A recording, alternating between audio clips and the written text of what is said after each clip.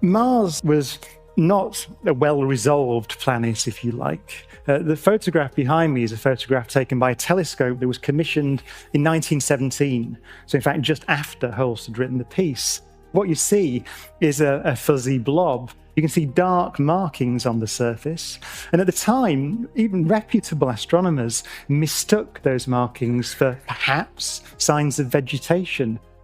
That image of Mars was dashed when we went there with spacecraft. The first spacecraft to fly past was in 1965, the Mariner 4 spacecraft, and it sent back grainy images of the surface. President Lyndon Johnson, president at the time, reflected. He said, it just may be, that life as we know it, with its humanity, is more unique than we may have thought. If we move forward to today, a fleet of spacecraft have visited. The first thing we see is a world of geological giants. You see a canyon spanning over half the face of the planet, which is called the Mariner Valley, after the Mariner spacecraft. The Grand Canyon here on Earth would fit into one of its side channels. It's also a planet of great volcanoes. We have good evidence that there were lakes, possibly even oceans on Mars.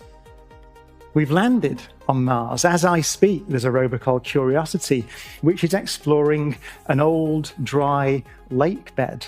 It's found the signatures of organic molecules. It's found signatures of minerals that only form in the presence of standing water.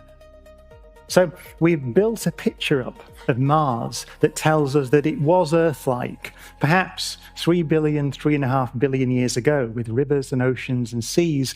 In a sense, it could have been a living world. Whether life began there, we don't know.